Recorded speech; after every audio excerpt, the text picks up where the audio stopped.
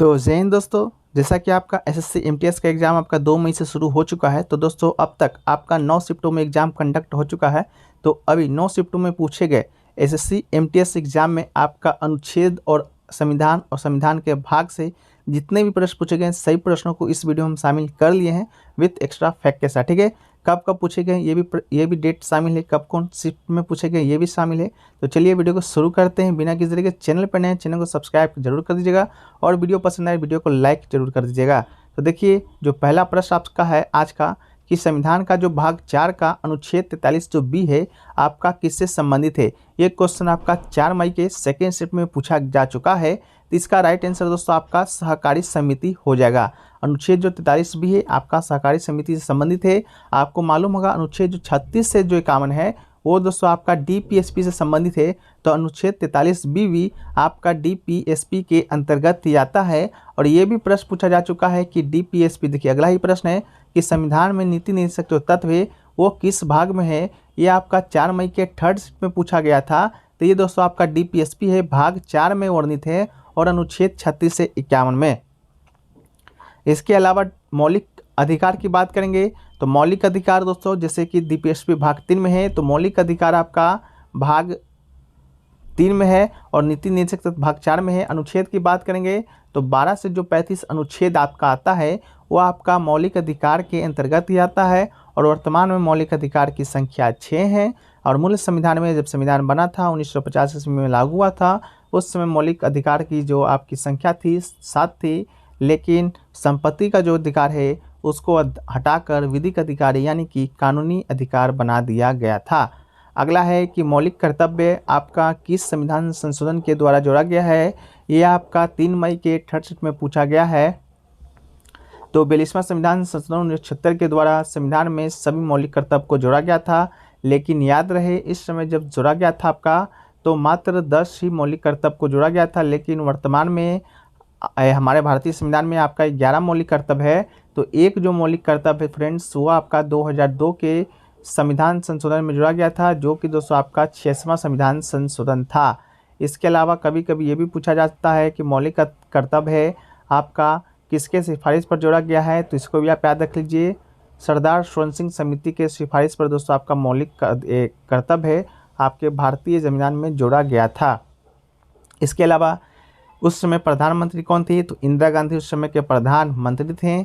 इसके अलावा मौलिक कर्तव्य है जो कि किस देश के संविधान से लिया गया है तो ये आपका तत्कालीन यूएसएसआर 1976 में यूएसएसआर था, अब रूस हो गया है।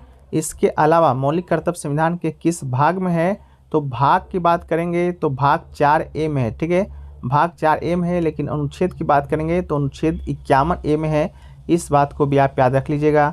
अगला है स्वतंत्रता का अधिकार किस में आता है तो स्वतंत्रता का अधिकार आपका 3 मई सेकेंड में पूछा जा चुका है। ये दोस्तों आपका एक मौलिक अधिकार है। मौलिक अधिकार के विषय में हमने ऊपर के प्रश्न में डिस्कस कर लिए हैं। अगला है कि निम्नलिखित में से कौन सा अनुच्छेद है जन्य रोजगार के मामलों में अवसर की समानता को बताता है। ये आपका 3 मई के फर्स्ट में पूछा गया क्वेश्चन है। तो इसका राइट आंसर आपका अनुच्छेद 16 हो जाएगा। समानता का अधिकार आपका अनुच्छेद 14 से लेकर अनुच्छेद 18 तक है।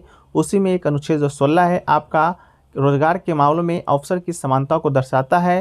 तो इसका राइट आंसर हो जाएगा। इसके अलावा अनुच्छेद 17 आपका अस्पृश्यता का अंत है। अनुच्छेद 18 आपका उपाधियों का अंत है। अनुच्छेद 14 दोस्तों आपका कानून के समक्ष समान है। अनुच्छेद 15 क्या है आप लोग कमेंट सेक्शन में जरूर बताइएगा। अगला है अनुच्छेद 44 किससे संबंधित है। ये आपका 2 मई के थर्ड शिफ्ट में पूछा गया है। तो नागरिकों के लिए समान नागरिक संहिता आपका अनुच्छेद 44 में ही वर्णित है। अगला है संविधान के प्रस्तावना में किसकी गरिमा को बढ़ावा देता है। ये क्वेश्चन आपका 2 मई के फर्स्ट में पूछा जा चुका है। तो संविधान की प्रस्तावना व्यक्ति और राष्ट्र की एकता और अखंडता को बनाए रखने के लिए लोगों के बीच भाईचारे और बंधुत्व को बढ़ावा देता है। तो व्यक्ति की गरिमा को दोस्तों आपका इसका राइट आंसर था जो कि ऑप्शन में दिया गया था।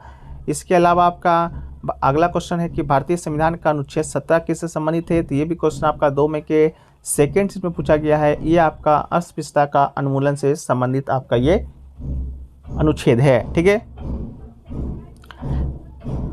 इसके अलावा दोस्तों हम लोग देख लेते हैं भारतीय संविधान में कुछ महत्वपूर्ण अनुच्छेद हैं, पार्ट हैं।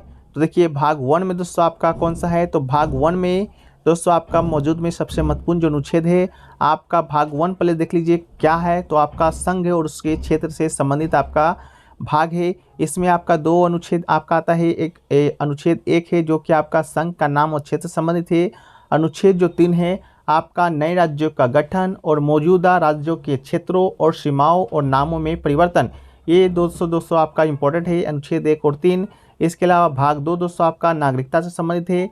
इनमें कुछ महत्वपूर्ण अनुच्छेद है जो कि अनुच्छेद 10 है जो कि नागरिकता के अधिकारों की निरंतरता को दर्शाता है। अनुच्छेद 11 है संसद कानून के द्वारा नागरिकता के अधिकारों को विनियमित करने के लिए अनुच्छेद 11 संबंधित है। इसके अलावा दोस्तों भाग जो 3 है आपका वो देख लीजिए। ये फ्रेंड्स आपका मौलिक अधिकार है जो कि हमने ऊपर में डिस्कस भी किया था। तो इसमें कुछ इंपॉर्टेंट जो आपके ये है अनुच्छेद है उसको देख लीजिए एक बार। इसमें एक अनुच्छेद आपका है अनुच्छेद 13 जो कि दोस्तों आपका मौलिक अधिकार के साथ असंगत या उनके अपमान करने वाला कानून है। अनुच्छेद 14 देखिए कानून के समक्ष समानता है।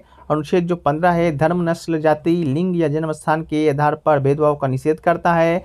अनुच्छेद 16 आपका सार्वजनिक रोजगार के मामले में अवसर की समानता को दर्शाता है। अनुच्छेद 17 आपका अस्पृश्यता का उन्मूलन करता है। अनुच्छेद 18 उपाधियों का उन्मूलन से संबंधित है। अनुच्छेद जो 19 है अभिव्यक्ति की स्वतंत्रता आदि के संबंध में कुछ अधिकारों का संरक्षण प्रदान करता है। इसके अलावा अनुच्छेद में 6 अनुच्छेद आते हैं जैसे कि अनुच्छेद 1A यह आपका भाषण और अभिव्यक्ति की स्वतंत्रता है। अनुच्छेद 19 का B आपका शांतिपूर्वक बिना हथियार के इकट्ठा होने की स्वतंत्रता है। अनुच्छेद 19 का C संघ या संघ बनाने की स्वतंत्रता है। इसके अलावा अनुच्छेद D आपका भारत के पूरे राज्य क्षेत्र में स्वतंत्र रूप से घूमने की स्वतंत्रता है। अनुच्छेद 19 का E भारत के राज्य क्षेत्र के किसी भी भाग में निवास करने या बसने की स्वतंत्रता है। इसके अलावा अनुच्छेद 19 का G है किसी भी पेशे का अभ्यास करने या कोई भी व्यापार या व्यवसाय करने की स्वतंत्रता है। इसके अलावा अनुच्छेद 21 है जो कि आपका जीवन और व्यक्तिगत स्वतंत्रता की सुरक्षा देता है। अनुच्छेद 21A है प्रारंभिक शिक्षा का अधिकार है। अनुच्छेद 23 है जो कि आपका मानव यातायात या जबरन श्रम का निषेध करता है। अनुच्छेद 24 आपका कारखानों आदि में बच्चों के रोजगार से प्रतिबंध करता है। अनुच्छेद 25 आपका अंतरात्मा की स्वतंत्रता, धर्म की स्वतंत्रता, पेशे, अभ्यास और प्रचार की स्वतंत्रता से संबंधित है। अनुच्छेद 29 जो कि अल्पसंख्यकों के हितों की रक्षा से संबंधित अनुच्छेद है। अनुच्छेद 30 दोस्तों आपका अल्पसंख्यकों का शैक्षणिक संस्थानों की स्थापना और प्रशासन का अधिकार से संबंधित अनुच्छेद है। और अनुच्छेद जो 32 है रिट सहित मौलिक अधिकारों को लागू करने का उपाय से संबंधित अनुच्छेद है। इसके अलावा देखिए भाग 4 है जो कि नीति निर्देशक तत्व से संबंधित है। इसमें आपका अनुच्छेद कौन कौन सा इम्पोर्टेंट है तो अनुच्छेद 38 है जो कि लोगों के कल्याण को बढ़ावा देने के लिए एक सामाजिक व्यवस्था को सुरक्षित करने के लिए राज्य की स्थापना करता है। अनुच्छेद 39A है सामान्य न्याय और मुफ्त कानूनी सहायता देता है।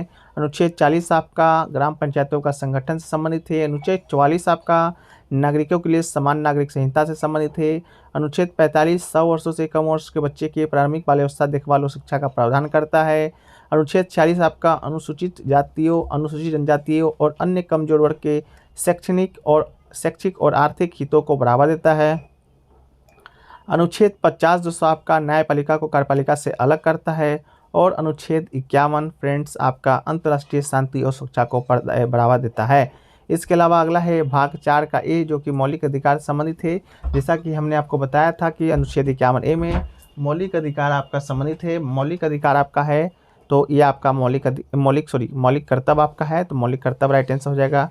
इसके अलावा दोस्तों आपका और भी अनुच्छेद है जो कि हम आगे की वीडियो में लेने का कोशिश करेंगे। तो जब तक के लिए वीडियो अच्छा लगा है तो वीडियो को लाइक कर दीजिए, चैनल पे नए चैनल को सब्सक्राइब कर दीजिए और नोटिफिकेशन बेल कॉल पे क्लिक कर दीजिएगा। तो मिलते हैं एक नए वीडियो में, जब तक के लिए जय हिंद जय भारत।